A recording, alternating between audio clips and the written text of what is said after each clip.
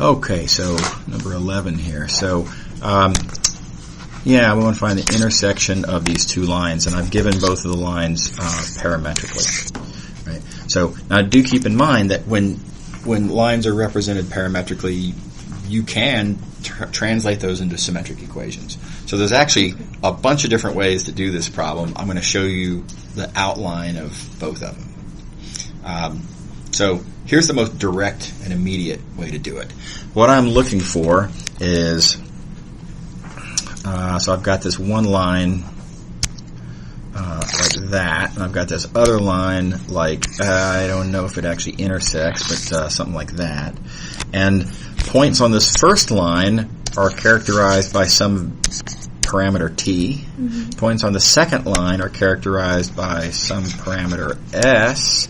And I'd like to know, is there some value of t and some value of s that makes us possibly land on the same point? Right? So how would I write that down algebraically? Well,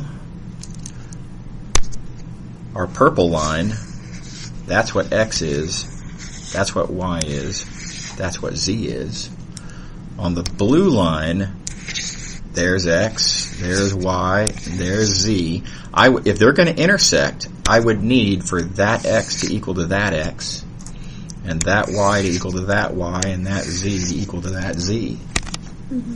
Said differently, I need an s and a t that makes all of these equal to each other as paired here, right? So, okay, so that means, let's look at these one at a time. 3 minus 2t has to equal to 3 minus s.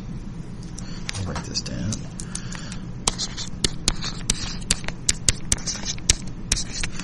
Secondly, I would need for 2 plus t equal to 1 plus s.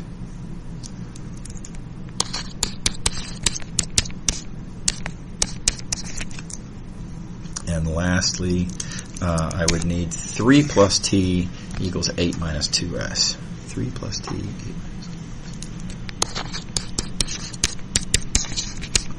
Whoops, I almost wrote t. Okay, so what I need then is to solve this system of equations and try to, is there an s and a t that would make all three of these equations work? So you got a lot of options. I mean, one thing you could do is you could subtract 1 from both sides of this equation and therefore solve for s. S is equal to 1 plus t. Stick that in there. Stick that in there, and then you have a couple of equations involving t's and see if you can solve for a t that makes those equations work. Does that make sense? Yeah. Yeah. So that's one way to do it, and that's a fine way to do it. Let me show you a different way to do it that, I don't know, you might like better. And by the way, I haven't worked out the algebra on these, so I don't know which one is actually less effort, right? But keep in mind, our goal here is not to get an answer. Our goal is to understand ideas of how to go about it. So let's look at another option. Another option is to mimic something that we did in class in an example. And what I'm going to do is say, let's take this one, and I can rewrite this as symmetric equations. Right. Remember, symmetric equations are point testers. Right? And the example that we did in class was we took a point generator, namely a parametric line, and we plugged it into a point tester, which was the equation for a plane in that case. Well, we could take this parametric line and plug it into, likewise, the symmetric equations for the other line, and just see if the symmetric equations work. So again, it's a two-step process. Step one, I've got to figure out, what are these symmetric equations, and then step two, plug in and see if it works. So let me remind you how we do that. We remember that is x. Whoops, wrong color. Well, here, let me just go down to where I have more room. There's that purple line. Don't forget that that's x, and that's y, and that's z. Now let's solve for t in those equations. I guess I'll leave it purple. Solving for t, I get here x minus 3 over negative 2. Here I get y minus 2. And here I get z minus 3. Right, so our symmetric equations for that first line are that. Is that cool? Okay. I don't really need the t there anymore. All right, so then I can take, as we described above, I can take this, keeping in mind that that's x, and that's y, and that's z. I can plug those points in, plug those x, y's, and z's into there. See if the equations work.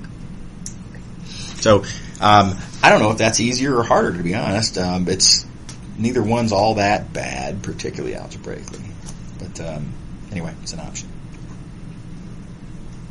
You're all happy with this so far? Yeah, I mean the first method is if it lies on the same line, then there will be a point, but like. Yeah, well, so there's a possibility in both cases. There's a possibility that won't work out. In this case, we've got these three things that we're plugging in for the x, y, and the z, and there's the possibility that just won't equal to that, and likewise that won't equal to that. Or let me say that differently. I might be able to find. Maybe I can say, look, okay, whatever. This is a function of s, and that's a function of s, and I could then think of this as I can solve for s. That'll make that work. But then it remains unclear. Once that s is chosen, will the other one work? So yeah, in both cases, there's this, I don't know, it's not immediately, there's a way that this could go off the rails. Yeah. Does that make sense? Yeah. Cool. Okay, let me show you the third way to do this. Again, not immediately clear which is better. Get this junk out of the way.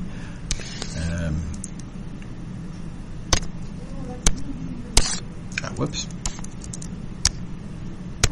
Okay, so there's my first line, there's my second line. Third thing I can do is I can make both of these into into symmetric equations, and then I would have a grand total of 4 equations. Right, so all right, I guess I already just erased the first half of that, but on the one hand, solving for t, I get, x minus 3 over negative 2 is equal to y minus 2 is equal to z minus 3. But here, solving for s, I would get x minus 3 over negative 1 equals y minus 1 equals z minus 8 over negative 2. Yeah, that makes sense? Mm-hmm. So grand total then, I have, I have 1, 2, 3, 4 equations with 3 unknowns, x, y, and z. Well, if there's 3 equations and 3 unknowns, then generically you expect there'd probably be a solution, most of the time. I mean, in rare circumstances, something weird might happen, but most of the time it'll work. But then what about that 4th equation? There's no promise that 4th equation will work. So that's a different way to go. I think that's probably the least desirable way to do it because you do have 4 equations and 3 unknowns, and there's a lot of eliminations to do there, but technically that'd be an option. Cool? So yeah, take your pick of these 3 options. Okay. All right, I'll stop the recording.